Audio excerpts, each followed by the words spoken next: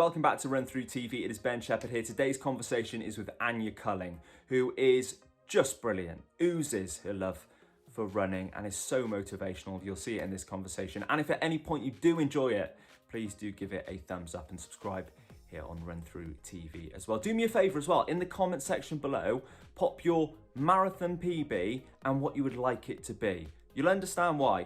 Anya went from a 4:34 marathon in her first marathon. In 3 years, she's got that down to 2:36. Absolutely unreal. Let's hear more from her then on Run Through TV. Okay, I'm Anya Culling. I would say I'm predominantly a marathon runner. I come from Norfolk and I now live in London, and I just run loops and loops of Battersea Park, really. I recently did London Marathon, which hopefully was a bit of a breakthrough marathon, but completely obsessed, live and breathe it, highly dependent on vaporflies. Carbon is king. Yeah. Just to start, let's go back to like the start of your running journey then, and talk me through kind of how the love affair with running started. Okay, yeah. It's always been a good one. I started in lockdown, I think, just to get myself out of the house. I've always been sporty. I've always played hockey, but when team sports weren't a thing anymore, I started when everybody did that like tag a mate, run 5K, laughing at all those celebs that were like pausing it after 100 meters and still going. I remember I just wanted to get under 25 minutes, which is just completely normal. And then I just loved it, ran more and more. Met my coach, Nick, just running around Battersea Park.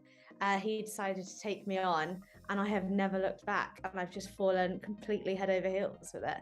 And yeah, just growing from strength to strength.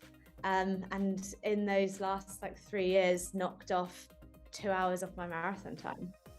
Yeah, this is one of the reasons I wanted to talk to you, because the growth in personal bests is quite insane. Like from first marathon to where we are now. Let's go to that first marathon, and obviously even getting from jumping on and doing a 5K to then going to do a marathon is quite something. Yeah. What was that process like? So I remember it being a real challenge. Like, I was petrified. I had no idea what I was doing. I wasn't wearing carbon shoes. I didn't know how to fuel anything. I just wanted to do it for the personal challenge. And I still remember being like so proud. So I ran that 2019 London Marathon in 4 hours and 43 minutes, I think. And I was like running with those rhinos at the end. And I remember thinking like, I'm just going to beat the guy in the fancy dress and all of this. And I just remember crying and like just being like so proud of myself.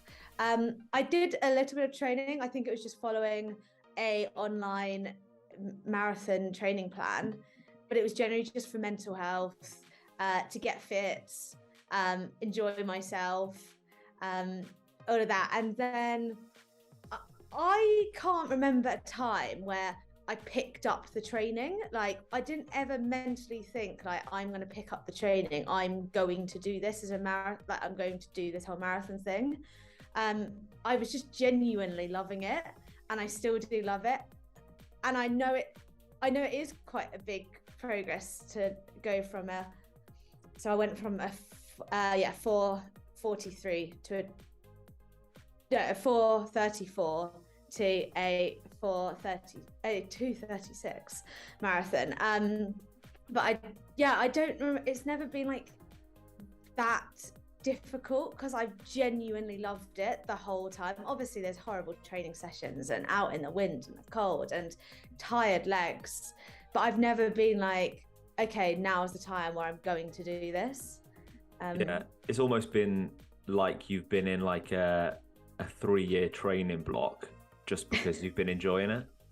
Yeah, it's just like you've just continued and continued and continued. Do you remember how you felt after that first marathon? Like the weeks after it, was it a painful experience? And how quickly did you get back to running?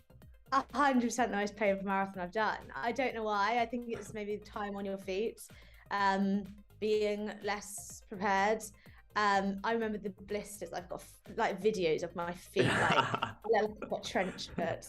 I remember like my legs were in bits. Like I was having massages after for so long. I don't think I got back to running for probably quite a while, but obviously the endorphins and that like runner's high lasts for so long. I did definitely milk it as much as I'm milking London Marathon. Still, I think in both cases you're allowed to totally milk it. It always makes me laugh when I speak to runners and they talk about like photos of blisters on their phone, and I always think to myself, if any runner's phone was ever hacked, like the hacker would get into their photographs and be like, right, and get out of this right now. This is disgusting. This is disgusting. True. My sister ran her first marathon the same day as London, and last night sent me a text saying, can I send you a picture of my big toe? And I was like, yeah, if you want to. I'm just going to tell you that it's going to fall off, but you can do it if you want to do it. I don't think I've had 10 toenails since like 2019 London Marathon, to be honest. When you like continued the journey then from 2019 to kind of where you are now, because it has been quite a change in, I would imagine, not only the time, but like in your lifestyle almost in some ways. What have family and friends reacted like to this journey from, you know, nearly 5 hour or 4.5 hour plus marathon runner to like sub 240? Obviously they've been so supportive. So back then, my younger brother, he's less than 2 years younger than me. He used to be better than me at every single sport. So I used to be like, please, can I run with you? Like, please just take me out on a run. Like, I won't hold you up too much. And he supported me so much. And then now he's like, Anya, I'm not going out with you. Like, it's not affordable to be that pace anymore. Like, so that's cool. But my parents are so supportive. Like, they just want me to choose sunny marathons so they can come on holiday. Yeah, all of my friends are so great. I didn't change my lifestyle too much, and I think that is partly why I enjoyed it, the whole process so much, and why I've still stuck at it. I was still having fun, I was still going out. I didn't have the healthiest lifestyle. I loved going out. I loved a party. I still do, to be honest. But only this year I've been a bit more like, okay, we've got to start thinking about things like nutrition and drinking and wiping myself out for a weekend isn't ideal. But I thought that my friends might have something to say about that, or potentially I wouldn't be invited places, but that has not been the case at all. They are the most supportive bunch ever.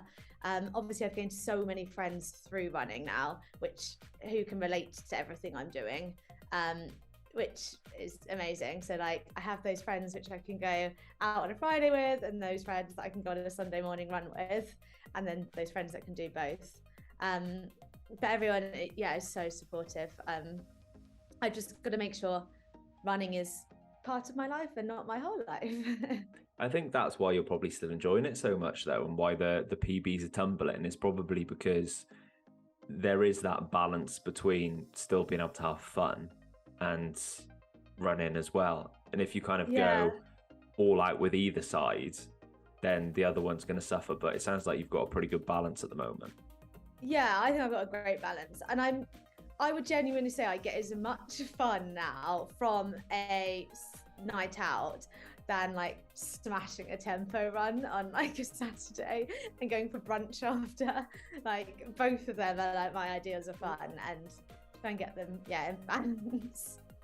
After the first marathon then, when was it obvious to you that you thought, right, I need to do another one of these? So I did take some time off after that. I still looked back at it really fondly. And then I didn't meet Nick till the year after that. And then I'd say the next marathon I did after that was Manchester Marathon. And I did that in just over 3 hours. And obviously that is the huge jump. Yeah, that's massive.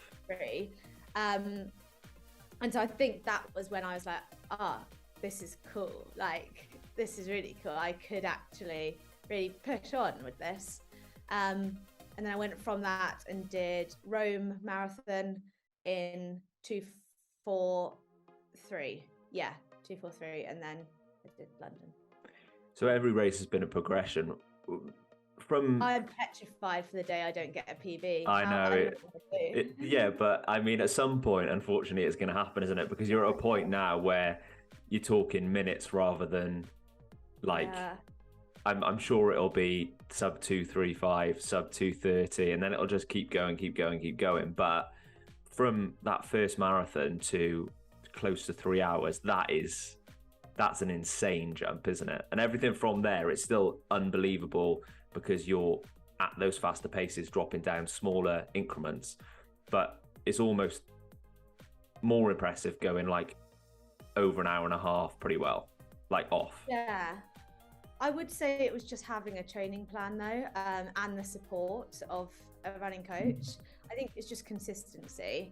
Yeah. I've never been consistent with anything in my life, and I guess running gave me a bit more structure. That's when I like moved to London, got myself a flat, got myself a job. Everything was like falling into place a bit. I had time to run. Again, I was purely running for like mental health miles, especially during COVID, just to feel good. I don't really know what it's down to. Would you attribute quite a lot of it to having a coach then? Because you've been with the same coach, have you, from start to now, Nick, who I actually saw you through watching one of his videos on YouTube. And those videos I love because obviously he was there supporting you, trying to help you get that time, boom shakalaka and all of that. And you are fully just in the zone. And at the end then, when you realize, oh God, I've actually done this now, it all just comes out. I think you described it on Instagram as the best moment of your life when you posted it. Like, what was that final moment like? And then being able to experience it with Nick, who obviously has coached you through this process as well. Yeah, so I would say a lot is down to having a coach and Nick, 100%. I just think it's having the support, and he's based in London, I'm based in London, so I just meet up with him before runs and a chat. I was very much just one of his normal clients. Like he gave us all the same amount of attention, all the same plans. Like, and it wasn't until London Marathon and he was like, Anya, I'll pace you. Like, I'll run with you. And it was genuinely probably the best marathon I'll ever do. Like, I'll never have that experience of it. There was no pressure on London Marathon. It was so much fun. And with Nick, so I have the video that he vlogged, and I think I will genuinely treasure that for so long. Be like, oh, show the grandkids my breakthrough marathon kind of thing. But yeah, he was like running along Tower Bridge, like screaming, getting the whole crowd like going and like shouting my name. And it was the most incredible thing in the world. And he was like weaving. And I was like, do I follow him? And I was like, no, got stick to the blue line. Yeah. All you see is the blue line. And I was getting really excited. And then as soon as we turned the corner of Tower Bridge, he was like, Anya, focus. He was like, stop letting it all get to your head. And I was like, well, why did you run like that and scream? And why did you get the Adidas runners with like confetti cannon? So I was like, don't need that here. We're only halfway. What was it like when you crossed the line then? Because there was obvious elation there. Yeah. I didn't let myself really think about it until Nick was like 400 meters to go, and I was in pain at that point. It's like I was in pain. When I knew I'd done it, it was just the greatest thing. I couldn't believe it. I still cannot believe it. I hoped I was going to do well, but that was better than I thought I was going to do. My parents were so supportive. They were like, they said they'd meet me at the end because they'd never seen me at the end of a marathon before, because they've always had to be on hand, like pass me drinks along the way or something. And I was like, Mum, just enjoy this marathon. I've got Nick that can help me with gels and things like that. And Mum in her head was like, no, Anya needs me. Like, I'm so important. So she was all the way along like the bankment, and my boyfriend was like cycling along, going, and Nick was like shouting at them, being like, how far is the girl in front? What position is Anya? Like all of this. And yeah, they'd be like, she's third non-elite, like 400 meters in front. It's like go. And I remember hearing it all, but not really taking it in that was legit, that I was really close to the front. And it wasn't until the end, and I was like, oh, there is actually, she's nowhere to be seen behind me. Like, I've actually done it. But I didn't realize the girl in front, I think her name was Hannah, was only like 35 seconds in front of me as well. But I had nothing else to give, really. It sounds like it was like almost perfect in the sense of you were just so locked on during the race, and it just I don't know, it seemed like the plan was executed perfectly, even though maybe it went better than the plan. What was the plan when you were going into it? Was there one, or was it just like, right, I want to enjoy this, I know I'm fit, so I'm going to go out and see what's what?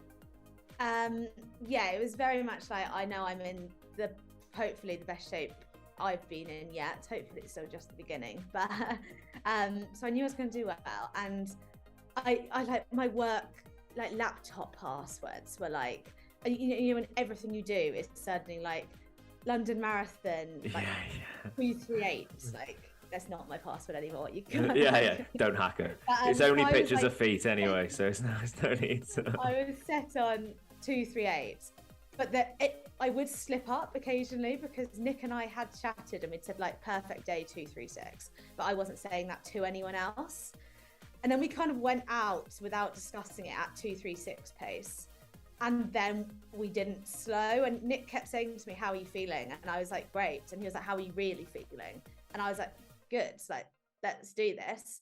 Because he was meant to be pacing a 238 group, but the group quickly like disintegrated. So he was just like, let's do the 236. And we had that discussion only at about 30 kilometers, because we'd stuck on that pace the whole way. It was executed pretty perfectly. I think my splits, like my 5k splits, they only differed by about 2 seconds every like 5k. Like, it was mad. Like, even at the end, I didn't drop off pace at all. So yeah, maybe I should have pushed it a bit harder. But no. I don't think you can beat yourself up for that. I'm sure there'll be another marathon. What is next? Like, where are you going to go from here? Like you said, there's been such big progressions each time. Like, what is the next thing that you're looking at? I definitely want to stick to marathons. The less distance races, the 10Ks, halves, I really enjoy those. I do them more for like fun and checking in on like kind of time trial, kind of fitness level testing. So I'll do a few of those over winter. I'll target a spring marathon. I was flirting with the idea of Seville, but I think that's too soon. Maybe London again, but I don't think I'd be allowed a pacer, or it'd have to be a female pacer. But I'd like to do that. I don't know, it depends on a lot. It depends on how the winter goes. I want a bit of a downtime, so I'm fired up and ready to go. Been a few thoughts about going to Kenya with Sweatily in January, which would mean I'd like to do a February marathon like Seville, but I don't know if I'm ready for that yet. I've got my whole running career to like go to Kenya. I don't think that's necessary. It'd be more like a amazing experience rather than necessary for my training 100%. I don't know what's next. I think long-term goals would be some wild, crazy qualifying for something, but we'll stick to small gains for now. Is it quite hard because of everything that's happened, and you know, like, you're getting quite a bit of attention now and in the running world because you've got such an amazing story and people are speaking to you, and is it quite hard to sort of tell yourself, right, just because like you say, like, I could go to Kenya, I could do Seville, I could do London, like, is it difficult just not to enter a race and be like, right, I'm going here, I'm going to go and do this? Almost there's a lot of options and it's about refining it and picking the right one. Yeah, 100%. I'm still 100% getting like carried away with it all. But it's like everybody, isn't it? You finish a marathon, and you're like, right, where's the next one? Enter another one. Yeah, I forget all the pain. I'm sure that's what childbirth is like, and you're just like, oh, next one. No, my boyfriend has been like, Anya, you're not going to fit through that door in a minute. Yeah. Not like that at all. It's just because I am still so shocked, and I'm just like reveling in it all. I'm a bit worried about marathon blues and things when everything does calm down. But also I'll probably, maybe take some time off over winter just to run for the love of running again. I think that's the main thing. I don't want to fall out with the love of running, and I don't want it to become a stressful thing that I've got to think about more, because I think it maybe does become a bit more tactical now. You've got to think about those like little margins, what you can do 1% better, and which races to target, and look at who else is racing, and look at courses rather than, oh, I quite like Rome, let's go run that. Like but that's obviously what Nick's going to really help me with.